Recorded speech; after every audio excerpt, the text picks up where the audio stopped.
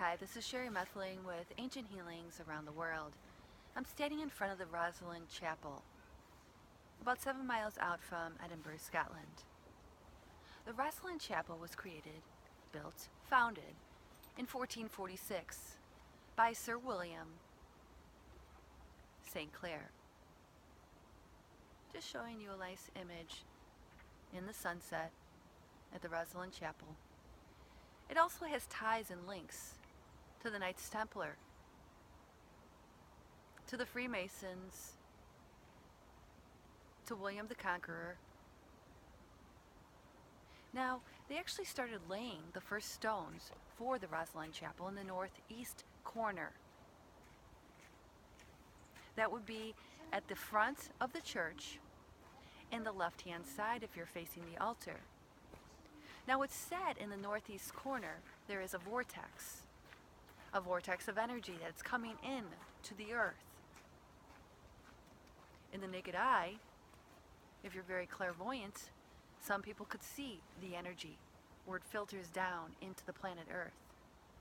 It comes in and it goes out, circulating energy, just like we breathe.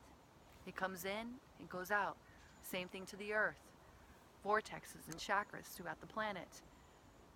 So it's said in the northeast corner, where they first laid the first stones to create the Rosslyn Chapel, is a vortex. I actually sat there for about 15 minutes, meditating, seeing what I felt.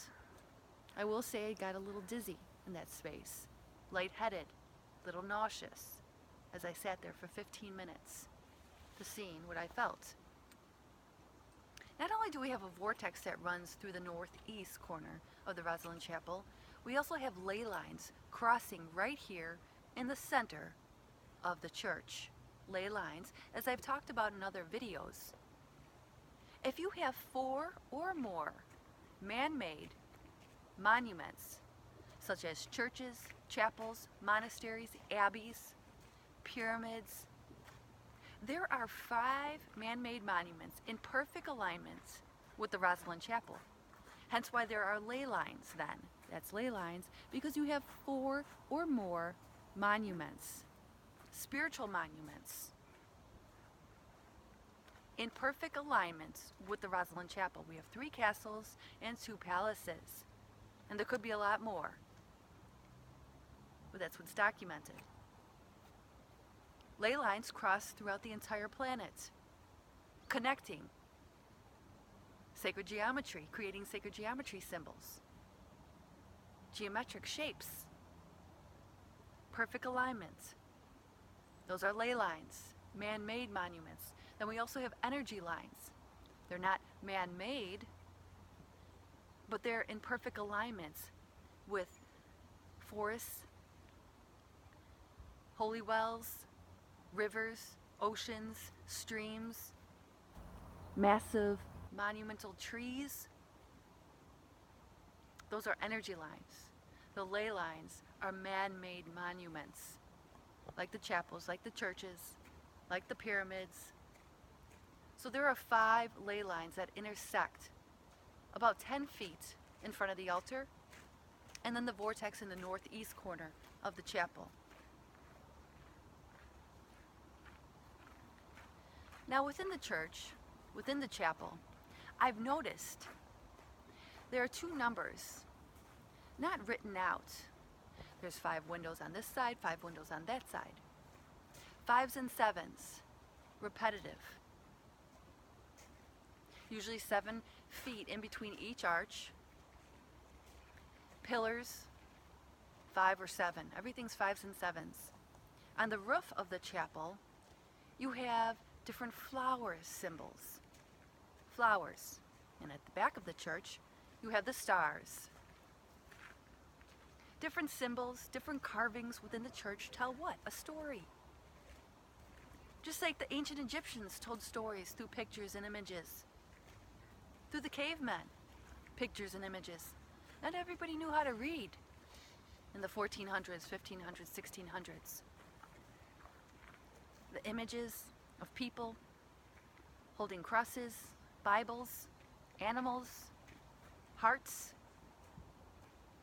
A lot of animals represented within the carvings of the Rosslyn Chapel. We even had a dragon in there, representing Master Merlin, the dragon. Bunnies, squirrels, rabbits, kangaroos. Now the animal for the country Scotland is actually a unicorn. I'm not sure if there was a unicorn within this church, but I just thought to give that tidbit of information, seeing that I'm in Scotland here. So the Rosslyn Chapel was abandoned, unfortunately, between 1600 and 1800. It was abandoned. The Reformation was happening. And what happened was ivy started growing inside, moss. Then around the 1800s, they restored it, cleaned it up inside and out.